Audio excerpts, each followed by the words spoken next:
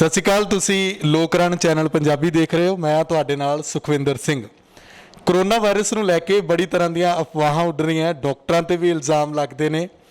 ਪਟਿਆਲਾ ਦੇ ਸਰਕਾਰੀ ਰਜਿੰਦਰਾ ਹਸਪਤਾਲ 'ਚ ਅਸੀਂ ਮੌਜੂਦ ਹਾਂ। ਸਾਡੇ ਨਾਲ incharge madam IAS Surbhi Malik ji ਮੌਜੂਦ ਨੇ।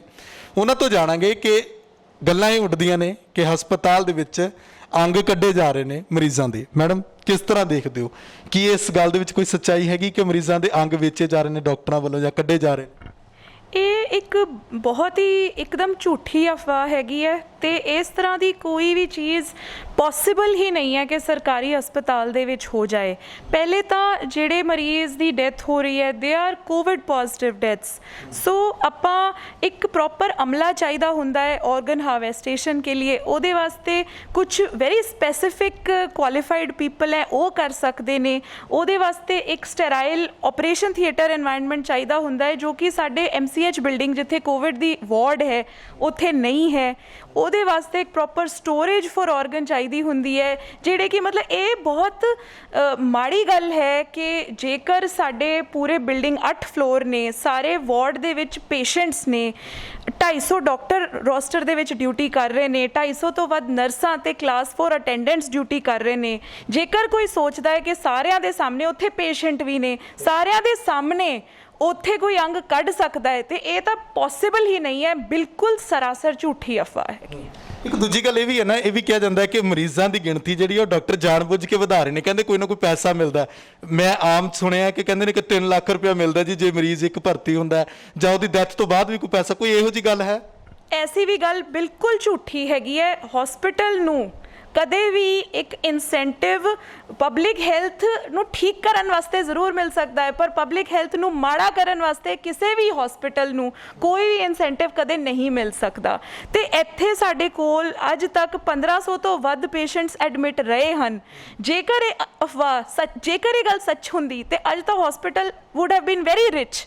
ਬਟ ਇੱਦਾਂ ਦੀ ਕੋਈ ਗੱਲ ਨਹੀਂ ਹੈਗੀ ਹੈ। ਕੋਈ ਸਰਕਾਰੀ ਹਸਪੀਟਲ ਦੇ ਵਿੱਚ ਕੋਈ ਪੈਸੇ ਨਹੀਂ ਮਿਲਦੇ। ਤੇ ਮੈਂ ਪੁੱਛਣਾ ਚਾਹਾਂਗੀ ਇਹਨਾਂ ਲੋਕਾਂ ਤੋਂ ਕਿ ਕੌਣ ਦੇ ਰਿਹਾ ਇਹ ਪੈਸੇ, ਕਿਉਂਕਿ ਪੰਜਾਬ ਸਰਕਾਰ SDRF ਤੋਂ ਅਤੇ ਹਸਪੀਟਲਸ ਆਪਣੇ ਇੰਟਰਨਲ ਫੰਡਸ ਤੋਂ ਸਿਰਫ ਪੈਸੇ ਖਰਚ ਕਰ ਰਹੇ ਨੇ ਤਾਂ ਜੋ ਲੋਕਾਂ ਨੂੰ ਬੈਸਟ ਤੋਂ ਬੈਸਟ ਸਹੂਲਤਾਂ ਦਿੱਤੀਆਂ ਜਾ ਸਕਣ।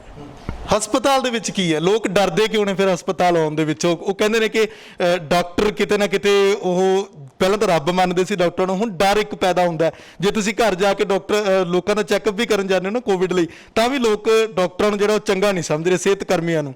ਇਹਦੇ ਵਿੱਚ 2-3 ਚੀਜ਼ਾਂ ਹੈਗੀਆਂ ਜੀ। ਜਿਵੇਂ ਵੀ ਅਸੀਂ ਦੇਖਦੇ ਹੈਗੇ ਆ COVID-19 ਇੱਕ ਨਵੀਂ ਬਿਮਾਰੀ ਹੈ ਜਿਹਦੇ ਬਾਰੇ ਹਾਲੇ ਸਾਇੰਟੀਫਿਕ ਐਵੀਡੈਂਸ ਪੂਰਾ ਨਹੀਂ ਹੈ। ਵਿਸ਼ਵ ਭਰ 'ਚ ਵੀ ਇਹਦੀ ਹਾਲੇ ਵੀ ਰਿਸਰਚ ਜਾਰੀ ਹੈ। ਇਹਦਾ ਕੋਈ ਇੱਕ ਪ੍ਰੋਪਰ ਇਲਾਜ ਨਹੀਂ ਹੈ। ਕੁਝ ਲੋਕਾਂ ਨੂੰ, ਮੈਜੋਰਿਟੀ ਲੋਕਾਂ ਨੂੰ ਬਹੁਤ ਮਾਈਲਡ ਸਿੰਪਟਮਸ ਹੁੰਦੇ ਨੇ, ਉਹ ਠੀਕ ਹੋ ਜਾਂਦੇ ਨੇ ਆਪ ਹੀ। ਕੁਝ ਲੋਕਾਂ ਨੂੰ ਇਹ ਜ਼ਿਆਦਾ ਅਫੈਕਟ ਕਰਦਾ ਹੈ ਜਿਵੇਂ ਕਿ ਥੋੜ੍ਹੇ ਐਲਡਰਲੀ ਨੇ, ਜਿਵੇਂ ਕਿ ਕੁਝ ਕੋਮੋਰਬਿਡ ਨੇ, ਕੁਝ ਲੋਕਾਂ ਦਾ ਜਿਨ੍ਹਾਂ ਦਾ ਅਗਰੈਸਿਵ ਇਮਿਊਨ ਸਿਸਟਮ ਰਿਸਪੌਂਸ ਹੁੰਦਾ ਹੈ ਉਹਨਾਂ ਨੂੰ ਇਹ ਵੱਧ ਅਫੈਕਟ ਕਰਦਾ ਹੈ। ਬਟ ਸਾਇੰਟੀਫਿਕਲੀ ਹਾਲੇ ਇਹ ਨਹੀਂ ਪਤਾ ਲੱਗ ਚੱਲਿਆ ਹੈ ਕਿ ਕਿਉਂ ਇੱਕ ਬੰਦੇ ਨੂੰ ਇੰਨਾ ਅਫੈਕਟ ਕਰਦਾ ਹੈ, ਇੱਕ ਬੰਦੇ ਨੂੰ ਕੁਝ ਵੀ ਨਹੀਂ ਹੁੰਦਾ। ਸੋ ਕਿਉਂ ਜੋ ਸਾਇੰਟੀਫਿਕ ਐਵੀਡੈਂਸ ਹਾਲੇ ਪੂਰਾ ਨਹੀਂ ਹੈ, ਨਵੀਂ ਬਿਮਾਰੀ ਹੈ, ਇਸ ਕਰਕੇ ਪਬਲਿਕ ਦੇ ਵਿੱਚ ਇੱਕ ਡਰ ਹੋਣਾ ਸੁਭਾਵਿਕ ਗੱਲ ਹੈ। ਲੇਕਿਨ ਨਾਲ ਨਾਲ ਅਸੀਂ ਇਹ ਗਵਰਨਮੈਂਟ ਵੀ ਪ੍ਰਚਾਰ ਕਰਦੀ ਹੈਗੀ ਹੈ ਕਿ ਅਗਰ ਤੁਹਾਨੂੰ ਕੋਵਿਡ ਹੈਗਾ ਤੇ ਤੁਸੀਂ ਇਹਨਾਂ ਚੀਜ਼ਾਂ ਦਾ ਧਿਆਨ ਰੱਖਣਾ ਹੈਗਾ। ਜੇ ਤੁਹਾਡੀ ਤਬੀਅਤ ਵਿਗੜਦੀ ਹੈਗੀ ਹੈ ਤੇ ਤੁਸੀਂ ਜ਼ਰੂਰ ਹਸਪੀਟਲ ਆ ਕੇ ਮੈਡੀਕਲ ਅਟੈਂਸ਼ਨ ਲੈਣੀ ਹੈਗੀ ਹੈ। ਬਿਕੋਜ਼ ਇੱਥੇ ਅਸੀਂ ਦੇਖਦੇ ਹੈਗੇ ਆ ਕਿ ਲੋਕਾਂ ਦੀ ਆਕਸੀਜਨ ਸੈਚੂਰੇਸ਼ਨ ਜਿਹੜੀ ਹੈਗੀ ਹੈ ਉਹ ਘਟ ਰਹੀ ਹੈਗੀ ਹੈ ਤੇ ਜਿਹੜੀ ਕੋਮੋਰਬਿਡਿਟੀਜ਼ ਹੈਗੀਆਂ ਉਹ ਮੈਨੇਜ ਨਹੀਂ ਕਿਤੇ ਹੋ ਪਾਉਂਦੀਆਂ ਹੈਗੀਆਂ। So that is why medical attention ਜਿਹੜੀ ਹੈਗੀ ਹੈ, ਜੇ ਤੁਹਾਡੀ ਤਬੀਅਤ ਵਿਗੜ ਜਾਂਦੀ ਹੈ ਉਹ ਐਬਸੋਲੂਟਲੀ ਨੈਸੈਸਰੀ ਹੈ। ਘਰੇ ਬਹਿ ਕੇ ਆਪ ਦੇ ਆਪ ਤਾਂ ਕੋਈ ਵੀ ਮੈਡੀਕਲ ਐਮਰਜੈਂਸੀ ਹੈਂਡਲ ਨਹੀਂ ਹੁੰਦੀ। ਈਵਨ ਜਿਹੜੇ ਪੇਸ਼ੈਂਟਸ ਹੋਮ ਆਈਸੋਲੇਸ਼ਨ 'ਤੇ ਨੇ, ਸਰਕਾਰ ਵੱਲੋਂ ਉਹ ਸਾਰੇ ਮੋਨੀਟਰ ਕੀਤੇ ਜਾ ਰਹੇ ਨੇ, ਉਹਨਾਂ ਦੇ ਵਾਈਟਲਸ ਵਗੈਰਾ ਤੇ ਉਹਨਾਂ ਦੀ ਸਾਰੀ ਡਿਟੇਲਸ ਲਈਆਂ ਜਾ ਰਹੀਆਂ ਹਨ। ਕੋਈ ਵੀ ਬੰਦਾ ਜੋ ਪੋਜ਼ਿਟਿਵ ਨਿਕਲ ਕੇ ਆਉਂਦਾ ਹੈ, ਹਰ ਬੰਦਾ ਸਰਕਾਰ ਵੱਲੋਂ ਮੋਨੀਟਰ ਹੁੰਦਾ ਹੈ। ਜਿਨ੍ਹਾਂ ਦੀ ਥੋੜੀ ਤਬੀਅਤ ਖਰਾਬ ਹੁੰਦੀ ਹੈ ਉਹਨਾਂ ਨੂੰ ਹਸਪੀਟਲ ਲੈ ਕੇ ਆਇਆ ਜਾਂਦਾ ਹੈ।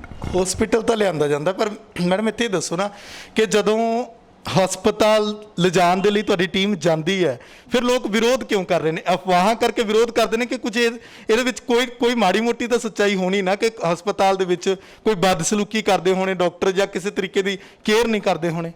ऐसा बिल्कुल भी सच नहीं है जी। हमारे पास हुण तक दे 1500 तो वध जिवें मैं दस्सिया पेशेंट्स आए हैगे आ। साडी रिकवरी रेट भी 63-64% ਦੇ ਕਰੀਬ ਹੈਗੀ ਹੈ। ਸਾਡੇ ਕੋਲ 150 ਤੋਂ ਵੱਧ ਤਾਂ ਬਹੁਤ ਕ੍ਰਿਟੀਕਲੀ ਇਲ ਔਰ ਬਹੁਤ ਸੀਰੀਅਸ ਮਰੀਜ਼ ਸੀਗੇ ਜਿਹੜੇ ਠੀਕ ਹੋ ਕੇ ਆਪਣੇ ਘਰ ਨੂੰ ਜਾ ਚੁੱਕੇ ਨੇ। ਅਨਫੋਰਚੂਨੇਟਲੀ ਕੀ ਹੁੰਦਾ ਹੈ, ਜੇ ਹਸਪੀਟਲ ਕੋਲ 100 ਮਰੀਜ਼ ਨੇ, ਉਹਨਾਂ ਚੋਂ ਜੇ 95 ਖੁਸ਼ ਨੇ ਤੇ 5 ਕਿਸੇ ਨਾ ਕਿਸੇ ਕਾਰਨ ਨਾਲ ਨਾ ਖੁਸ਼ ਨੇ, ਤੇ ਉਹ ਪੰਜਾਂ ਦੀ ਆਵਾਜ਼ ਜ਼ਿਆਦਾ ਸੁਣਾਈ ਦਿੰਦੀ ਹੈਗੀ ਹੈ। ਨਾਰਮਲੀ ਜਿਹੜਾ ਬੰਦਾ ਠੀਕ ਹੋ ਕੇ ਘਰੇ ਚਲਾ ਜਾਂਦਾ ਹੈ, ਇਹ ਕਿਸੇ ਦੀ ਵੀ ਨੈਚੁਰਲ ਟੈਂਡੈਂਸੀ ਨਹੀਂ ਹੁੰਦੀ ਕਿ ਉਹ ਵੀਡੀਓ ਬਣਾ ਕੇ ਵਾਇਰਲ ਕਰਨ। You understand? ਜੇਕਰ ਸਾਡੇ ਅਫਵਾਹਾਂ ਫੈਲ ਰਹੀਆਂ ਹੈਗੀਆਂ, ਕੁਝ ਨੈਗੇਟਿਵ ਵੀਡੀਓਜ਼ ਹੈਗੇ ਹੈ, ਸਾਡੇ ਕੋਲ ਉਹਨਾਂ ਦੇ ਵੀ have more than 100 positive videos of patients as well. ਤੇ ਇਹ ਬਹੁਤ ਜ਼ਰੂਰੀ ਹੈ ਕਿ ਆਪਾਂ ਅਫਵਾਹਾਂ ਦਾ ਜਿਹੜਾ ਹੈਗਾ ਸਾਥ ਨਾ ਦੇਈਏ ਤੇ ਇਸ ਤਰ੍ਹਾਂ ਦੀ ਅਫਵਾਹਾਂ ਨਾ ਫੈਲਾਈਏ। ਤੁਸੀਂ ਮੰਨਦੇ ਹੋ ਕਿ ਸਿਹਤ ਵਿਭਾਗ ਜਾਂ ਸਿਹਤ ਮਹਿਕਮੇ ਦੇ ਵਿੱਚ ਕਿਤੇ ਨਾ ਕਿਤੇ ਕਮੀਆਂ ਹੈਗੀਆਂ ਨੇ ਜਿਹੜੀਆਂ ਪੂਰੀਆਂ ਹੋਣ ਵਾਲੀਆਂ ਹਾਲੇ ਵੀ? ਐਬਸੋਲੂਟਲੀ ਨਾਟ ਜੀ। ਕਲੀਨਿਕਲ ਕੇਅਰ ਜਿਹੜੀ ਹੈਗੀ ਹੈ ਉਹ ਪੇਸ਼ੈਂਟਸ ਦੀ ਮਚ ਬੈਟਰ ਹੈ ਮੈਂ ਕਵਾਂਗੀ। ਤੇ ਜਿੰਨੀ ਐਟਲੀਸਟ ਪਟਿਆਲੇ ਦੇ ਵਿੱਚ ਸਰਕਾਰੀ ਰਾਜਿੰਦਰਾ ਹਸਪੀਟਲ ਦੇ ਵਿੱਚ ਸਾਡੇ ਕੋਲ 600 ਬੈਡਡ ਫੈਸਿਲਿਟੀ ਹੈ। All of them have oxygen points, 99 ਵੈਂਟੀਲੇਟਰਸ ਨੇ, ਜਿਨ੍ਹਾਂ ਤੋਂ 67 ਇੰਸਟਾਲਡ ਨੇ। ਸਾਡੇ ਕੋਲ 20 ਹਾਈ ਫਲੋ ਨੇਜ਼ਲ ਕੈਨੂਲਾ ਨੇ। ਸਾਡੇ ਕੋਲ ਇੰਨੇ ਸਾਰੇ ਡਾਕਟਰਸ ਨੇ। ਮੈਂ ਜ਼ਰੂਰ ਕਵਾਂਗੀ ਕਿ ਕੋਈ ਵੀ ਹਸਪੀਟਲ ਇਸ ਤਰ੍ਹਾਂ ਦਾ ਨਹੀਂ ਹੈਗਾ ਜਿਹਦੇ ਕੋਲ ਇੰਨੀ ਭਾਰੀ ਮਾਤਰਾ ਦੇ ਵਿੱਚ ਫੈਸਿਲਿਟੀ ਹੈ ਇਸ ਬਿਮਾਰੀ ਨੂੰ ਲੜਨ ਦੇ ਵਿੱਚ। ਤੇ ਜੇਕਰ ਕੋਈ ਕਹਿੰਦਾ ਹੈ ਕਿ ਇੱਥੋਂ ਪੇਸ਼ੈਂਟਸ ਸ਼ਿਫਟ ਆਊਟ ਹੋ ਜਾਂਦੇ ਨੇ, ਤੇ ਉਸ ਤੋਂ ਵੱਧ ਪ੍ਰਾਈਵੇਟ ਫੈਸਿਲਿਟੀਜ਼ ਤੋਂ ਪੇਸ਼ੈਂਟਸ ਜਿਹੜੇ ਸੀਰੀਅਸ ਹੁੰਦੇ ਨੇ, ਜਿਨ੍ਹਾਂ ਨੂੰ ਵੈਂਟੀਲੇਟਰਾਂ ਦੀ ਲੋੜ ਹੈ, ਜਿਨ੍ਹਾਂ ਨੂੰ ਨਾਨ ਇਨਵੇਸਿਵ ਵੈਂਟੀਲੇਟਰਾਂ ਦੀ ਲੋੜ ਹੈ, ਉਹ ਸਾਡੇ ਕੋਲ ਆਂਦੇ ਵੀ ਹੈਗੇ ਆ। ਤੁਸੀਂ ਹੁਣ ਤੱਕ ਰਜਿੰਦਰਾ ਹਸਪਤਾਲ ਕਿੰਨੇ ਕੁ ਮਰੀਜ਼ਾਂ ਨੂੰ ਡਾਕਟਰ ਠੀਕ ਕਰ ਚੁੱਕੇ ਇੱਥੋਂ? ਇਹੀ ਤਾਂ ਮੈਂ ਦੱਸਿਆ ਹੈਗਾ ਕਿ 1500 ਤੋਂ ਵੱਧ ਸਾਡੇ ਕੋਲ ਆਏ ਹੈਗੇ ਆ। ਉਹਨਾਂ ਚੋਂ ਸਾਡਾ ਰਿਕਵਰੀ ਰੇਟ ਹੈ 64%। ਤੁਸੀਂ ਕੱਢ ਲਓ। ਤੇ ਜਿਹੜਾ 64%, ਚਲੋ ਠੀਕ ਹੈ, ਉਹ ਮੰਨ ਲਿਆ ਆਪਾਂ। 64% ਦਾ ਇਲਾਜ ਕਿਸ ਤਰ੍ਹਾਂ ਕਰਦੇ ਹੋ ਕਿ ਉਹ ਸਿਹਤਯਾਬ ਹੋ ਕੇ ਵਾਪਸ ਪਰਤ ਰਹੇ? ਓਕੇ, ਸੋ ਇੱਕ ਜਦ ਵੀ ਕੋਈ ਪੇਸ਼ੈਂਟ ਸਾਡੇ ਕੋਲ ਆਂਦਾ ਹੈ, ਸਾਡੇ ਕੋਲ ਦੋ ਤਰ੍ਹਾਂ ਦੇ ਪੇਸ਼ੈਂਟ ਆਉਂਦੇ ਆ। ਇੱਕ ਜਿਹੜੇ ਆਲਰੇਡੀ ਪੋਜ਼ਿਟਿਵ ਹੁੰਦੇ ਆ ਤੇ ਉਹਨਾਂ ਦੀ ਸਿਹਤ ਵਿਗੜ ਜਾਂਦੀ ਹੈ, ਉਹਨਾਂ ਨੂੰ ਇੱਥੇ ਲਿਆ ਕੇ ਉਹਨਾਂ ਦੀ ਜਿਹੜੀ ਰੂਟੀਨ ਟੈਸਟ ਹੁੰਦੇ ਆ, ਜਿਨ੍ਹਾਂ ਦੀ ਰੂਟੀਨ ਇਨਵੈਸਟੀਗੇਸ਼ਨਸ ਹੁੰਦੀਆਂ, ਜਿਵੇਂ ਕਿ ਚੈਸਟ ਐਕਸਰੇ ਹੁੰਦਾ ਹੈ, ਹਮਾਰਾ ਨਾਰਮਲ ਸ਼ੂਗਰ ਹੁੰਦਾ ਹੈ, ਬਲੱਡ ਪ੍ਰੋਫਾਈਲ ਹੁੰਦੀ ਹੈ, ਚੈਸਟ ਐਕਸਰੇ ਹੁੰਦਾ ਹੈ, ਇੱਕ ਡੀ ਡਾਈਮਰ ਟੈਸਟ ਹੁੰਦਾ ਹੈ ਜਿਹੜਾ ਫਾਈਬਰੀਨੋਜਨ ਟੈਸਟ ਅਸੀਂ ਕਹਿੰਦੇ ਆ। ਇਹ ਥ੍ਰੋਮਬੋਸਿਸ ਜੇ ਹੋ ਰਹੀ ਹੈ ਉਹਨੂੰ ਪਤਾ ਕਰਦਾ ਹੈ। ਥ੍ਰੋਮਬੋਸਿਸ ਮਤਲਬ ਕਲੌਟਿੰਗ ਆਫ ਬਲੱਡ। ਵਿਸ਼ਵ ਭਰ 'ਚ ਕਲੌਟਿੰਗ ਆਫ ਬਲੱਡ ਵੀ ਕਾਫੀ ਫੈਟੈਲਿਟੀ ਦਾ ਕਾਰਨ ਨਿਕਲ ਕੇ ਆਇਆ ਹੈਗਾ। ਇਹਦੇ ਵਿੱਚ ਇੱਕ ਐਂਜ਼ਾਈਮ ਹੁੰਦੀ ਹੈ ਹੈਪਰਿਨ। ਜੇਕਰ ਥ੍ਰੋਮਬੋਸਿਸ ਨਿਕਲ ਕੇ ਆਉਂਦਾ ਹੈ ਤੇ ਉਹ ਹੈਪਰਿਨ ਦਾ ਇੰਜੈਕਸ਼ਨ ਲਗਾਇਆ ਜਾਂਦਾ ਹੈ। ਇੱਕ ਹਰ ਪੇਸ਼ੈਂਟ ਨੂੰ ਬ੍ਰੌਡ ਸਪੈਕਟਰਮ ਐਂਟੀਬਾਇਓਟਿਕ ਲਗਾਈ ਜਾਂਦੀ ਹੈ।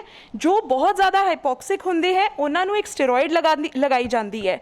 ਤੇ ਇਸ ਤਰ੍ਹਾਂ ਆਪਾਂ ਜਿਹੜਾ ਹੈਗਾ ਇਮਿਊਨ ਦਾ ਰਿਸਪੌਂਸ ਦੇਖਦੇ ਹੈਗੇ ਆ। ਜੇਕਰ ਕਿਸੇ ਪੇਸ਼ੈਂਟ ਨੂੰ ਕੋਮੋਰਬਿਡਿਟੀ ਹੈ, ਜੇਕਰ ਉਹਨੂੰ ਇਨਸੂਲਿਨ ਦੀ ਲੋੜ ਹੈ, ਉਹਨੂੰ ਇਨਸੂਲਿਨ ਲਗਾਈ ਜਾਂਦੀ ਹੈ। ਜੇਕਰ ਉਹ ਹਾਰਟ ਦਾ ਮਰੀਜ਼ ਹੈ ਤੇ ਕੋਈ ਦਵਾਈਆਂ ਲੈ ਰਿਹਾ ਹੈਗਾ, ਜਾਂ ਉਹ ਖੁਦ ਲੈ ਕੇ ਆਉਂਦਾ ਹੈ, ਜੇ ਨਹੀਂ ਹੁੰਦੀਆਂ ਉਹ ਹਸਪੀਟਲ ਵੱਲੋਂ ਦਵਾਈਆਂ ਉਹਨਾਂ ਨੂੰ ਦਿੱਤੀਆਂ ਜਾਂਦੀਆਂ ਹੈਗੀਆਂ।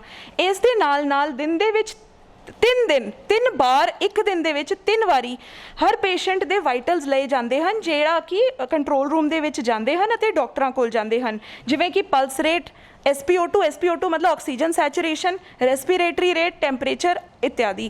ਤੇ ਹਰ ਪੇਸ਼ੈਂਟ ਦਾ ਦਿਨ 'ਚ 3 ਵਾਰੀ ਇਹ ਵਾਈਟਲਸ ਲਏ ਜਾਂਦੇ ਹਨ। ਜਿਹੜੇ ICU ਦੇ ਵਿੱਚ ਹੁੰਦੇ ਆ ਉਹ ਤਾਂ ਮੋਨੀਟਰ ਤੇ ਕਨਸਟੈਂਟ ਚੱਲਦੇ ਹੀ ਹੈਗੇ ਆ। ਤੇ ਬਹੁਤ ਮਤਲਬ ਇੱਥੇ ਡਾਕਟਰਸ ਵਧੀਆ ਤਰੀਕੇ ਨਾਲ ਹਰ ਪੇਸ਼ੈਂਟ ਨੂੰ ਦੇਖਦੇ ਨੇ, ਉਹਨਾਂ ਦਾ ਇਲਾਜ ਕਰਦੇ ਨੇ। ਕਦੇ ਪੇਸ਼ੈਂਟਸ ਨੂੰ ਕਿਉਂ ਜੋ ਡਾਕਟਰ, ਨਰਸ ਤੇ ਅਟੈਂਡੈਂਟ ਤਿੰਨੋਂ ਕਿੱਟ ਪਾ ਕੇ ਅੰਦਰ ਜਾਂਦੇ ਨੇ, ਕਦੇ ਪੇਸ਼ੈਂਟਸ ਨੂੰ ਇਹ ਪਤਾ ਨਹੀਂ ਲੱਗਦਾ ਕਿ ਕੌਣ ਆਇਆ ਹੈ, ਕਿ ਉਹ ਨਰਸ ਹੈ, ਕਿ ਉਹ ਡਾਕਟਰ ਹੈ, ਕਿ ਉਹ ਅਟੈਂਡੈਂਟ ਹੈ। ਤਾਂ ਕਰਕੇ ਹੋ ਸਕਦਾ ਹੈ ਕਿ ਥੋੜਾ ਜਿਹਾ ਫੀਅਰ ਸਾਈਕੋਸਿਸ ਜਿਹੜਾ ਹੈਗਾ, ਕਿਉਂ ਜੋ ਇਹ ਨਵੀਂ ਬਿਮਾਰੀ ਹੈ, ਲੋਕਾਂ ਨੂੰ ਡਰ ਲੱਗਦਾ ਹੈ। ਅਸੀਂ ਉਹਨਾਂ ਦੀ ਸਾਈਕੈਟ੍ਰਿਕ ਕਾਉਂਸਲਿੰਗ ਵੀ ਕਰਾਉਂਦੇ ਹਾਂ। ਸੋ ਸਾਡੀ 2 ਸ਼ਿਫਟਾਂ ਦੇ ਵਿੱਚ ਸਾਈਕੈਟਰੀ ਡਿਪਾਰਟਮੈਂਟ ਤੋਂ ਸੀਨੀਅਰ ਡਾਕਟਰਸ ਜਾਂਦੇ ਹੈਗੇ ਆ, ਪੇਸ਼ੈਂਟਾਂ ਨਾਲ ਗੱਲ ਕਰਦੇ ਆ, ਉਹਨਾਂ ਦੇ ਜਿਹੜੇ ਡਰ ਹੈਗੇ ਉਹਨਾਂ ਨੂੰ ਸੈਟਲ ਵੀ ਕਰਦੇ ਆ। ਖਾਣ ਪੀਣ ਦਾ ਇੰਤਜ਼ਾਮ ਕਿੱਦਾਂ ਕਰਦੇ ਹੋ ਤੁਸੀਂ? ਉਹਨਾਂ ਦਾ ਕੀ ਕੁਝ ਖਾਣ ਪੀਣ 'ਚ ਦਿੰਦੇ ਹੋ? ਖਾਣ ਪੀਣ ਦੇ ਵਿੱਚ ਪਹਿਲਾਂ ਸਾਡੇ ਕੋਲ ਜਦੋਂ ਪੇਸ਼ੈਂਟ ਲੋਡ ਘੱਟ ਸੀਗਾ, ਇੱਕ ਸੈਲਫ ਹੈਲਪ ਗਰੁੱਪ ਸੀਗਾ ਜਿਹੜਾ ਕਿ ਨੈਸ਼ਨਲ ਰੂਰਲ ਲਾਈਵਲੀਹੁੱਡ ਮਿਸ਼ਨ ਦੇ ਵਿੱਚ ਸੀ। ਉਹਨਾਂ ਲੇਡੀਜ਼ ਵੱਲੋਂ ਘਰ ਦਾ ਖਾਣਾ ਬਣਾ ਕੇ ਬਿਲਕੁਲ ਭੇਜਿਆ ਜਾ ਰਿਹਾ ਸੀਗਾ। ਜਦੋਂ ਪੇਸ਼ੈਂਟ ਲੋਡ ਵਧਿਆ ਹੈਗਾ, ਹੁਣ ਪਟਿਆਲਾ ਕਲੱਬ ਦੇ ਵਿਖੇ ਇਹ ਖਾਣਾ ਬਣਾਇਆ ਜਾ ਰਿਹਾ ਹੈ। ਬਹੁਤ ਹੀ ਕਲੀਨ ਔਰ ਸਟਰਾਈਲ এনवायरमेंट ਵਿੱਚ ਖਾਣਾ ਇਹ ਬਣਦਾ ਹੈਗਾ। ਦਿਨ ਦੇ ਵਿੱਚ ਸਵੇਰੇ 6 ਵਜੇ, ਸ਼ਾਮ ਨੂੰ 4 ਵਜੇ ਚਾਹ ਦਿੱਤੀ ਜਾਂਦੀ ਹੈ। ਬ੍ਰੇਕਫਾਸਟ, ਲੰਚ, ਡਿਨਰ ਦਿੱਤਾ ਜਾਂਦਾ ਹੈ। ਦੁੱਧ ਦਾ ਗਲਾਸ ਬ੍ਰੇਕਫਾਸਟ ਦੇ ਨਾਲ ਅਤੇ ਡਿਨਰ ਦੇ ਨਾਲ ਦਿੱਤਾ ਜਾਂਦਾ ਹੈ। ਪਿੱਛੇ ਪੇਸ਼ੈਂਟਸ ਨੂੰ ਕੇਸਰ ਦੁੱਧ ਵੀ ਗਿਆ ਹੈਗਾ, ਕੇਸਰ ਦੀ ਖੀਰ ਵੀ ਗਈ ਹੈ, ਸੈਲਡ, ਅਚਾਰ, ਦਲੀਆ, ਪਰੌਂਠੀਆਂ, ਰੋਟੀ, ਸਬਜ਼ੀ, ਦਾਲ, ਸਭ ਕੁਝ ਦਿੱਤਾ ਜਾਂਦਾ ਹੈ। ਤੇ ਹੁਣ ਪਿਛਲੇ 15 ਦਿਨਾਂ ਦੇ ਵਿੱਚ ਜਦੋਂ ਆਪਾਂ ਥੋੜੇ ਆਪਰੇਸ਼ਨਸ ਇਹਦੇ ਫੂਡ ਦੇ ਵਧਾਏ ਹੈਗੇ ਹੈ, ਸਾਨੂੰ ਬਹੁਤ ਪੋਜ਼ਿਟਿਵ ਰਿਸਪੌਂਸ ਔਰ ਬਹੁਤ ਪ੍ਰੇਜ਼ ਆਈ ਹੈ ਮਰੀਜ਼ਾਂ ਵੱਲੋਂ ਕਿ ਇਹਦਾ ਦਾ ਖਾਣਾ ਤਾਂ ਘਰਾਂ ਵਿੱਚ ਵੀ ਨਹੀਂ ਮਿਲਦਾ। ਇਲਾਜ ਤੇ ਖਾਣ ਪੀਣ ਦਾ ਖਰਚਾ ਕਿੱਥੋਂ ਹੁੰਦਾ? ਜੇ ਕੋਈ ਮਰੀਜ਼ ਨਹੀਂ ਦੇ ਸਕਦਾ, ਜੇ ਕੋਈ ਦੇ ਸਕਦਾ ਤਾਂ ਕਿੰਨਾ ਖਰਚਾ, ਨਹੀਂ ਦੇ ਸਕਦਾ ਤਾਂ ਕਿੰਨਾ ਖਰਚਾ? ਇੱਥੇ ਕਿਸੇ ਵੀ ਕੋਵਿਡ ਪੇਸ਼ੈਂਟ ਤੋਂ ਕੋਈ ਵੀ ਖਰਚਾ ਸਰਕਾਰੀ ਹਸਪੀਟਲ ਦੇ ਵਿੱਚ ਨਹੀਂ ਲਿਆ ਜਾਂਦਾ। ਉਹਨਾਂ ਦਾ ਇਲਾਜ, ਉਹਨਾਂ ਦਾ ਖਾਣਾ ਪੀਣਾ, ਉਹਨਾਂ ਦੀ ਦਵਾਈਆਂ, ਐਵਰੀਥਿੰਗ ਇਜ਼ ਫ੍ਰੀ। ਇੱਕ ਹੋਰ ਦੱਸੋ ਕਿ ਚਰਚਾ ਇਹ ਵੀ ਰਹਿੰਦੀ ਹੈ ਕਿ ਅੱਜ ਕੱਲ੍ਹ ਜਿਹੜੀਆਂ ਪਹਿਲਾਂ ਮੌਤਾਂ ਹੁੰਦੀਆਂ ਸੀ, ਉਹਨਾਂ ਨੂੰ ਵੀ ਕਹਿੰਦੇ ਹੁਣ ਜਿਹੜਾ ਕਰੋਨਾ ਵਾਇਰਸ ਵਿੱਚ ਪਾਇਆ ਜਾ ਰਿਹਾ, ਕੁਝ ਇਹੋ ਜਿਹਾ ਵੀ ਹੈ? ਨਹੀਂ ਜੀ, ਸਾਡੇ ਕੋਲ ਅਸੀਂ ਜਿਵੇਂ ਮੈਂ ਦੱਸਿਆ ਹੈਗਾ ਕਿ ਸਾਡੇ ਕੋਲ ਜੋ ਪੋਜ਼ਿਟਿਵ ਪੇਸ਼ੈਂਟਸ ਆਉਂਦੇ ਹੈ, ਜੇ ਉਹਨਾਂ ਦੀ ਡੈਥ ਹੁੰਦੀ ਹੈ ਤਾਂ ਉਹ ਕੋਵਿਡ ਪੋਜ਼ਿਟਿਵ ਡੈਥ ਹੀ ਕਾਊਂਟ ਹੁੰਦੀ ਹੈਗੀ ਹੈ। ਜੋ ਪੇਸ਼ੈਂਟ ਸਾਡੇ ਕੋਲ ਕੁਝ ਸਸਪੈਕਟ ਵਾਰਡ ਦੇ ਵਿੱਚ ਆਉਂਦੇ ਨੇ, ਉਹਨਾਂ ਦੇ ਟੈਸਟ ਕਰਾਏ ਜਾਂਦੇ ਨੇ। ਜੇ ਉਹ ਨੈਗੇਟਿਵ ਆ ਜਾਂਦੇ ਨੇ ਪਰ ਫਿਰ ਵੀ ਉਹਨਾਂ ਨੂੰ ਮੈਡੀਕਲ ਅਟੈਂਸ਼ਨ ਦੀ ਲੋੜ ਹੈ ਤੇ ਹਸਪੀਟਲ ਦੇ ਨਾਨ ਕੋਵਿਡ ਏਰੀਆ ਦੇ ਵਿੱਚ ਉਹਨਾਂ ਨੂੰ ਸ਼ਿਫਟ ਕੀਤਾ ਜਾਂਦਾ ਹੈਗਾ। ਜੇ ਉਹ ਪੋਜ਼ਿਟਿਵ ਆ ਜਾਂਦੇ ਨੇ ਫਿਰ ਪੋਜ਼ਿਟਿਵ ਪੇਸ਼ੈਂਟ ਦੀ ਤਰ੍ਹਾਂ ਉਹਨਾਂ ਦਾ ਇਲਾਜ ਕੀਤਾ ਜਾਂਦਾ ਹੈ। ਠੀਕ ਹੈ। ਹਸਪਤਾਲ ਦੇ ਅੰਦਰ ਦੇ ਆਪਾਂ ਇੰਤਜ਼ਾਮਾਂ ਦੀ ਗੱਲ ਕਰੀਏ, ਕਈ ਵਾਰੀ ਇਦਾਂ ਜਦੋਂ ਸ਼ੁਰੂਆਤ ਹੋਇਆ ਸੀ, ਦੌਰ ਚੱਲਿਆ ਸੀ, ਉਦੋਂ ਕਹਿੰਦੇ ਸੀ ਕਿ ਐਂਟਰਟੇਨਮੈਂਟ ਦਾ ਇੰਤਜ਼ਾਮ ਵੀ ਹੋਣਾ ਚਾਹੀਦਾ ਹੈ। ਕਿਤੇ ਨਾ ਕਿਤੇ ਅਸੀਂ ਦੇਖਿਆ ਕਿ ਵੀਡੀਓਜ਼ ਵਾਇਰਲ ਹੁੰਦੀਆਂ, ਕੋਈ ਯੋਗਾ ਕਰ ਰਿਹਾ, ਤੁਹਾਡੇ ਇੱਥੋਂ ਵੀ ਡਾਂਸ ਦੀਆਂ ਵੀਡੀਓਜ਼ ਵਾਇਰਲ ਹੋਈਆਂ। ਕੋਈ ਉੱਦਾਂ ਆਪਣੇ ਵੱਲੋਂ ਵਿਭਾਗ ਨੇ ਕੋਈ ਤਿਆਰੀ ਕੀਤੀ ਹੋਈ ਹੈ ਕਿ ਡੇਲੀ ਉਹਨਾਂ ਨੂੰ ਇਸ ਟਾਈਮ ਇਸ ਤਰ੍ਹਾਂ ਐਂਟਰਟੇਨਮੈਂਟ ਨਾਲ ਜੋੜਿਆ ਜਾਵੇ ਜਾਂ ਟੀਵੀ ਦਿਖਾਇਆ ਜਾਵੇ ਜਾਂ ਹੋਰ ਤਰੀਕੇ ਨਾਲ? ਦੇਖੀਏ, ਮੈਂ ਇਹ ਕਹਿਣਾ ਚਾਹੁੰਦੀ ਹਾਂ ਦੈਟ ਇੱਥੇ ਜਿਹੜੇ ਸਾਰੇ ਵਾਰਡਾਂ ਦੇ ਵਿੱਚ ਪੇਸ਼ੈਂਟਸ ਨੇ, they are of all different ages. ਉਹ ਵੱਖ-ਵੱਖ ਏਜ ਦੇ ਨੇ। ਕਿਸੇ ਦਾ ਇੰਟਰਸਟ ਕਿਸੇ ਚੀਜ਼, ਪਹਿਲਾਂ ਅਸੀਂ ਉਹਨਾਂ ਨੂੰ ਪੜ੍ਹਨ ਦਾ ਮਟੀਰੀਅਲ, ਮੈਗਜ਼ੀਨਸ ਐਟਸੈਟਰਾ ਉਹ ਵੀ ਮੁਹੱਈਆ ਕਰਵਾਈਆਂ ਸੀਗੀਆਂ। ਮੋਸਟ ਪੇਸ਼ੈਂਟਸ ਜਿਹੜੇ ਸੀਰੀਅਸ ਨਹੀਂ ਹੁੰਦੇ, ਆਪਾਂ ICU ਪੇਸ਼ੈਂਟਸ ਦੀ ਇੱਥੇ ਗੱਲ ਨਹੀਂ ਕਰਦੇ ਬਿਕੋਜ਼ ਉਹਨਾਂ ਦੀ ਹਾਲਤ ਸੀਰੀਅਸ ਹੁੰਦੀ ਹੈ, ਉਹ high level of oxygen support ਤੇ ਹੈ। ਸੋ ਐਂਟਰਟੇਨਮੈਂਟ ਉਹਨਾਂ ਵਾਸਤੇ ਆਪਸ਼ਨ ਨਹੀਂ ਹੈ ਜੀ। ਜਿਹੜੇ ਸਾਡੇ ਮੋਡਰੇਟਲੀ ਸਿਕ ਪੇਸ਼ੈਂਟਸ ਨੇ, ਇਹ ਮੈਂ ਦੱਸਣਾ ਚਾਹੁੰਦੀ ਹਾਂ ਕਿ ਇਹ ਸਾਰੇ ਆਪਣੇ ਸਮਾਰਟਫੋਨਸ ਨਾਰਮਲੀ ਲੈ ਕੇ ਆਉਂਦੇ ਨੇ ਤੇ ਇਹ ਮੂਵੀਜ਼ ਵੀ ਦੇਖਦੇ ਨੇ, ਇਹ ਆਪਣੇ ਗਾਣੇ ਵੀ ਸੁਣਦੇ ਨੇ ਤੇ ਹੋਰ ਜੇ ਕੋਈ ਡਿਮਾਂਡ ਸਪੈਸੀਫਿਕ ਹੁੰਦੀ ਹੈ ਉਹਨੂੰ ਵੀ ਅਸੀਂ ਜਿੰਨੀ ਦੇਰ ਹੱਦ ਤੱਕ ਅਸੀਂ ਕਰ ਸਕੀਏ ਪੂਰੀ ਕਰਦੇ ਹਾਂ। ਪਹਿਲਾਂ ਗਾਣੇ ਵੀ ਸੁਣਦੇ ਸੀਗੇ ਅਸੀਂ, ਕਿਤੇ ਪਾਠ ਵੀ ਕੁਝ ਪੇਸ਼ੈंट्स करते हैं, बट इसको स्पोरैडिक वे में लेके हर बंदे दी डिमांड एंटरटेनमेंट दी अड होंदी है। तो वी अलाओ पेशेंट्स कि तुसी जिवें तुसी अपना वरतना चाहते हो तुसी जरूर कर सकते। ठीक है। ਅਖੀਰ ਦੇ ਵਿੱਚ ਮੈਨੂੰ ਇਹ ਸਵਾਲ ਮੈਂ ਪੁੱਛਣਾ ਚਾਹੁੰਦਾ ਸੀ ਕਿ ਜੇਕਰ ਕੋਈ ਮਰੀਜ਼ ਜਦੋਂ ਠੀਕ ਹੋ ਕੇ ਘਰ ਚਲਾ ਜਾਂਦਾ ਤਾਂ ਉਸ ਨੂੰ ਕਿਸ ਤਰ੍ਹਾਂ ਆਪਣਾ ਖਿਆਲ ਰੱਖਣਾ ਪੈਂਦਾ, ਕਿਵੇਂ ਤੁਸੀਂ ਉਹਨੂੰ ਪ੍ਰੀਕਾਸ਼ਨ ਦੱਸ ਦਿਓ ਕਿ ਇਸ ਤਰ੍ਹਾਂ ਤੁਸੀਂ ਇੰਨੇ ਦਿਨ ਘਰ ਰਹਿਣਾ ਜਾਂ ਨਹੀਂ ਰਹਿਣਾ? ਜੇਕਰ ਉਹਦੇ ਦੌਰਾਨ ਕੋਈ ਬਾਹਰ ਇੱਧਰ ਉੱਧਰ ਚਲਾ ਜਾਂਦਾ ਤਾਂ ਕੀ ਐਕਸ਼ਨ ਆ ਵਿਭਾਗ ਵੱਲੋਂ? ਇਹਦੇ ਵਿੱਚ ਜੀ ਗਾਈਡਲਾਈਨਸ ਹੁੰਦੀਆਂ ਹੈਗੀਆਂ। ਅਸੀਂ ਨਾਰਮਲੀ ਪੇਸ਼ੈਂਟ ਨੂੰ ਹੈਲਥ ਸਰਟੀਫਿਕੇਟ ਮਿਲਣ ਤੋਂ ਬਾਅਦ ਹੀ ਡਿਸਚਾਰਜ ਕਰਦੇ ਨੇ। ਜਦੋਂ ਇੱਕ ਪੇਸ਼ੈਂਟ ਨੂੰ ਭਾਵੇਂ ਉਹ ਹੋਮ ਆਈਸੋਲੇਸ਼ਨ ਦੇ ਵਿੱਚ ਹੋਵੇ, ਜਦੋਂ ਉਹਨੂੰ ਹੈਲਥ ਸਰਟੀਫਿਕੇਟ ਮਿਲ ਗਿਆ ਹੈ ਤੇ medically that person is okay, treated, discharge, ਉਹਦੇ ਬਾਅਦ ਉਹ ਆਪਣੀ ਨੋਰਮਲ ਜ਼ਿੰਦਗੀ ਜੀ ਸਕਦਾ ਹੈ। ਇਹਦੇ ਵਿੱਚ ਸੋਸਾਇਟੀ ਨੂੰ ਵੀ ਚਾਹੀਦਾ ਹੈ, ਸਮਾਜ ਨੂੰ ਵੀ ਚਾਹੀਦਾ ਹੈ ਕਿ ਉਹਨੂੰ ਮੋਰਲ ਸਪੋਰਟ ਦੇਣ, ਉਹਨੂੰ ਇੱਕ ਮਤਲਬ ਦੂਜੀ ਨਜ਼ਰ ਨਾਲ ਨਾ ਦੇਖਣ, ਕਿਉਂ ਜੋ ਇਹ ਇੰਨਾ ਫੈਲ ਗਿਆ ਹੈਗਾ, ਇੰਨੇ ਪੇਸ਼ੈਂਟਸ ਰਿਕਵਰ ਹੋ ਗਏ ਨੇ, ਇਹ ਸਾਡੇ ਤੋਂ ਕੋਈ ਵੀ ਹੋ ਸਕਦਾ ਹੈ ਤੇ ਕਿਸੇ ਨੂੰ ਇੱਕ ਵੱਖਰਾ ਟ੍ਰੀਟਮੈਂਟ ਦੇਣਾ ਸਹੀ ਨਹੀਂ ਹੈ। ਫਿਰ ਵੀ ਜੇਕਰ ਕਿਸੇ ਪੇਸ਼ੈਂਟ ਦੇ ਐਕਸਰੇ ਦੇ ਵਿੱਚ ਕੁਝ ਕੰਸੋਲੀਡੇਸ਼ਨ ਆਈ ਹੁੰਦੀ ਹੈ ਤੇ ਉਹਨਾਂ ਨੂੰ ਸਾਡੇ ਮੈਡੀਸਨ ਦੇ ਸਪੈਸ਼ਲਿਸਟ ਜਿਹੜੇ ਹੈਗੇ ਜਦੋਂ ਡਿਸਚਾਰਜ ਕਰਦੇ ਉਹ ਦੱਸ ਕੇ ਜਾਂਦੇ ਆ ਕਿ ਤੁਸੀਂ ਕਦੋਂ ਫੋਲੋ ਅਪ ਕਰਾਉਣਾ ਹੈ, ਕਦੋਂ ਦੁਬਾਰਾ ਐਕਸਰੇ ਕਰਾਉਣਾ ਹੈ ਤੇ ਨਾਰਮਲ ਜੇ ਉਹਨਾਂ ਦੀ ਕੋਮੋਰਬਿਡਿਟੀਜ਼ ਹੈਗੀਆਂ ਉਹ ਜਿਵੇਂ ਪਹਿਲਾਂ ਆਪਣਾ ਇਲਾਜ ਕਰ ਰਹੇ ਸੀਗੇ ਉਵੇਂ ਕਰ ਲੈਣ। ਰਜਿੰਦਰਾ ਹਸਪਤਾਲ ਦੇ ਵਿੱਚ ਜੇ ਮੰਨ ਲਓ ਕਿ ਕਿਸੇ ਨੂੰ ਕੋਈ ਲੱਛਣ ਲੱਗਦੇ ਨੇ ਆਪਣੇ ਵਿੱਚੋਂ, ਕਿੱਦਾਂ ਦੇ ਲੱਛਣ ਜਿਹੜਾ ਤੁਸੀਂ ਦੱਸ ਦਿਓ ਕਿ ਇਸ ਤਰ੍ਹਾਂ ਦੇ ਹੋਣ ਤਾਂ ਤੁਸੀਂ ਆ ਸਕਦੇ ਹੋ, ਤੇ ਰਜਿੰਦਰਾ 'ਚ ਕਿੱਥੇ ਕੁ ਇਹ ਥਾਂ ਬਣਿਆ ਹੋਇਆ ਚੈੱਕਅਪ ਕਰਨ ਦਾ? ਸਾਡੇ ਕੋਲ ਡਿਫਰੈਂਟ ਏਰੀਆਜ਼ ਹੈਗੇ ਆ, ਜਿਵੇਂ ਕਿ ਸਰਕਾਰੀ ਹਸਪੀਟਲਸ ਦੇ ਵਿੱਚ ਸੈਂਪਲਿੰਗ ਫੈਸਿਲਿਟੀਜ਼ ਹੈਗੀਆਂ ਜਿੱਥੇ ਤੁਸੀਂ ਜਾ ਕੇ ਆਪਣਾ ਟੈਸਟ ਕਰਾ ਸਕਦੇ ਹੋ। ਜਿਹੜੇ ਨਾਰਮਲ ਹੈਗੇ ਆ, ਖੰਘ ਬੁਖਾਰ ਜਿਹੜੀ ਹੈਗੀ ਹੈ, ਔਰ ਨਾਲ ਅਗਰ ਸੋਰ ਥਰੋਟ ਹੋ, रनी नोज हो और बॉडी एक्स बहुत ज़्यादा हो, इस तरह की चीज़ें जड़ियाँ हैगियाँ, these are loss of smell, loss of taste, ये अपने ਜਿਹੜੇ ਲੱਛਣ ਹੈਗੇ ਆ ਕਰੋਨਾ ਦੇ ਕੱਢੇ ਗਏ ਹਨ। ਤੇ ਅਸੀਂ ਕਹਿੰਦੇ ਆ ਕਿ ਕਿਸੇ ਨੂੰ ਵੀ ਮਤਲਬ ਬੁਖਾਰ ਖਾਂਸੀ ਸੋਰ ਥਰੋਟ ਕੁਝ ਵੀ ਹੋਵੇ, ਆਪਣਾ ਟੈਸਟ ਜ਼ਰੂਰ ਕਰਾਉਣ। ਹਸਪੀਟਲ ਦੇ ਵਿੱਚ ਇੱਕ ਸੈਂਪਲਿੰਗ ਫੈਸਿਲਿਟੀ ਜ਼ਰੂਰ ਹੈਗੀ ਹੈ, ਸਿਰਫ ਰਾਜਿੰਦਰਾ ਦੇ ਵਿੱਚ ਨਹੀਂ, ਜਿੰਨੀ ਵੀ CHCs ਹੈਗੀਆਂ, ਮਾਤਾ ਕੌਸ਼ਲਿਆ ਹੈਗਾ, ਉੱਥੇ ਸਾਰੀ ਜਗ੍ਹਾ ਉਹ ਜਾ ਕੇ ਆਪਣਾ ਟੈਸਟ ਕਰਾ ਸਕਦੇ ਨੇ। ਲੇਕਿਨ ਜਿਹੜੀ ਸਾਡੀ ਆਈਸੋਲੇਸ਼ਨ ਫੈਸਿਲਿਟੀ ਹੈ, ਉੱਥੇ ਅਸੀਂ ਪੇਸ਼ੈਂਟ ਨੂੰ ਪਹਿਲਾਂ ਐਡਮਿਟ ਕਰਦੇ ਨੇ। ਸਿਰਫ ਸੀਰੀਅਸ ਪੇਸ਼ੈਂਟਸ ਜਿਨ੍ਹਾਂ ਨੂੰ ਕੋਈ ਬਹੁਤ ਸਿਵੀਅਰ ਰੈਸਪੀਰੇਟਰੀ ਡਿਸਟ੍ਰੈਸ ਹੈ, ਉਹਨਾਂ ਨੂੰ ਆਪਾਂ ਐਡਮਿਟ ਕਰ ਲੈਂਦੇ ਨੇ, ਨਾਲ ਦੇ ਨਾਲ ਉਹਨਾਂ ਦਾ ਸੈਂਪਲ ਲੈਂਦੇ ਆ, ਪਰ ਸੈਂਪਲ ਦਾ ਰਿਜ਼ਲਟ ਦਾ ਵੇਟ ਨਹੀਂ ਕਰਦੇ, ਉਹਨਾਂ ਨੂੰ ਨਾਲ ਦੇ ਨਾਲ ਇਮੀਡੀਏਟਲੀ ਆਕਸੀਜਨ ਚੜ੍ਹਾ ਦਿੰਦੇ ਆ। ਸੈਂਪਲ ਕਿੰਨੇ ਘੰਟਿਆਂ ਚ? ਜਿਹੜੇ RT-PCR ਸੈਂਪਲ ਹੁੰਦੇ ਆ ਉਹ 5 ਸੇ 6 ਘੰਟੇ ਤੋਂ ਰਿਜ਼ਲਟ ਆਉਣ 'ਚ ਲੱਗਦਾ ਹੈ। ਨਾਰਮਲੀ ਇੱਕ ਦਿਨ ਦਾ ਫਰਕ ਹੁੰਦਾ ਹੈਗਾ। ਜਿਹੜੇ ਰੈਪਿਡ ਐਂਟੀਜਨ ਨੇ, ਜਿਹੜੇ CBNET ਨੇ, ਜਿਹੜੇ TrueNAT ਟੈਸਟ ਨੇ, ਉਹ 2 ਤੋਂ 4 ਘੰਟੇ ਦੇ ਵਿੱਚ ਲੋਕਾਂ ਨੂੰ ਰਿਜ਼ਲਟ ਮਿਲ ਜਾਂਦਾ। ਓਵਰਆਲ ਪੋਜ਼ਿਟਿਵ ਤੇ ਨੈਗੇਟਿਵ ਦੀ ਰਿਪੋਰਟ ਦੋ ਦਿਨ ਲੱਗਦੇ, ਅਸੀਂ ਇਹ ਵੀ ਸੁਣਿਆ। ऐसा नहीं है जी, किते ना किते ये मतलब साढ़े जिन्ने भी सैंपल इत्थे जाते हैं फॉर RT-PCR सैंपल्स, या तो सेम डे रात को या सुबह अगले दिन, एक दिन में रिजल्ट आ जाता है। ਥੈਂਕ ਯੂ ਮੈਡਮ, ਬਹੁਤ ਬਹੁਤ ਸ਼ੁਕਰੀਆ ਤੁਸੀਂ ਸਾਨੂੰ ਜਾਣਕਾਰੀ। ਅਖੀਰ ਦੇ ਵਿੱਚ ਦੱਸਿਓ ਕਿ ਤੁਹਾਡੇ ਵੱਲੋਂ ਮੈਂ ਦੇਖਿਆ ਕਿ ਇੱਕ WhatsApp ਨੰਬਰ ਵੀ ਜਾਰੀ ਕੀਤਾ ਗਿਆ, ਤਾਂ ਕਿ ਜੇਕਰ ਤੁਹਾਡਾ ਕਿਸੇ ਦਾ ਕੋਈ ਮਰੀਜ਼ ਇੱਥੇ ਦਾਖਲ ਹੈ, ਉਹਦੀ ਜਾਣਕਾਰੀ, ਉਹ ਨੰਬਰ ਕੀ ਹੈ ਉਹ ਵੀ ਦੱਸ ਦਿਓ ਸਾਨੂੰ। ਮੈਂ ਨੰਬਰ ਹੁਣੇ ਦੇਖ ਕੇ ਦੱਸ ਦਿੰਦੀ ਹਾਂ। ਤੇ ਮੈਂ ਇਹ ਦੱਸਣਾ ਚਾਹੁੰਦੀ ਹਾਂ ਕਿ ਸਾਡਾ ਇੱਕ ਕੰਟਰੋਲ ਸਿਸਟਮ ਹੈ ਇੱਥੇ।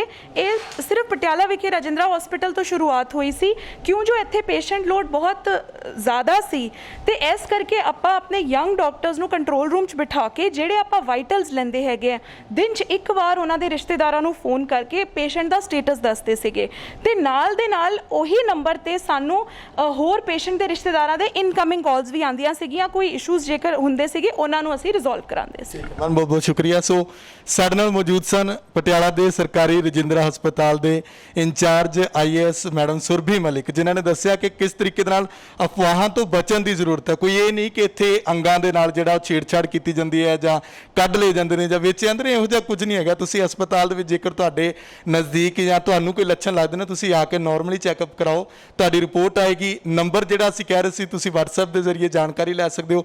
ਉਹ ਨੰਬਰ ਅਸੀਂ ਸਕਰੀਨ ਤੇ ਉੱਪਰ ਦਿੱਤਾ ਹੋਇਆ, ਤੁਸੀਂ ਉਹਦੇ ਜ਼ਰੀਏ ਵੀ ਜਿਹੜਾ ਇਹਨਾਂ ਤੱਕ ਪਹੁੰਚ ਕਰ ਸਕਦੇ ਹੋ। ਆਪਣੇ ਮਰੀਜ਼, ਜੇਕਰ ਤੁਹਾਡਾ ਕੋਈ ਮਰੀਜ਼ ਇੱਥੇ ਦਾਖਲ ਹੈ, ਉਹਦੇ ਬਾਰੇ ਜਾਣਕਾਰੀ ਲੈ ਸਕਦੇ ਹੋ। ਬਾਕੀ ਪੰਜਾਬ ਸਰਕਾਰ ਵੱਲੋਂ ਜੋ ਹਦਾਇਤਾਂ ਨੇ, ਉਹਨਾਂ ਦੀ ਪਾਲਣਾ ਕਰੋ। 104 ਨੰਬਰ ਜਿਹੜਾ, ਉਸ ਉੱਤੇ ਵੀ ਤੁਸੀਂ ਕਾਲ ਕਰਕੇ ਜਾਣਕਾਰੀ ਲੈ ਸਕਦੇ ਹੋ। ਹੋਰ ਵੀ ਵੱਖ-ਵੱਖ ਨੰਬਰ ਸਰਕਾਰ ਵੱਲੋਂ ਜਾਰੀ ਕੀਤੇ ਗਏ ਨੇ। ਕੈਮਰਾਮੈਨ ਗੁਰਦੀਪ ਦੇ ਨਾਲ ਸੁਖਵਿੰਦਰ ਸਿੰਘ, ਲੋਕਰਾਜ ਚੈਨਲ ਪੰਜਾਬੀ, ਪਟਿਆਲਾ।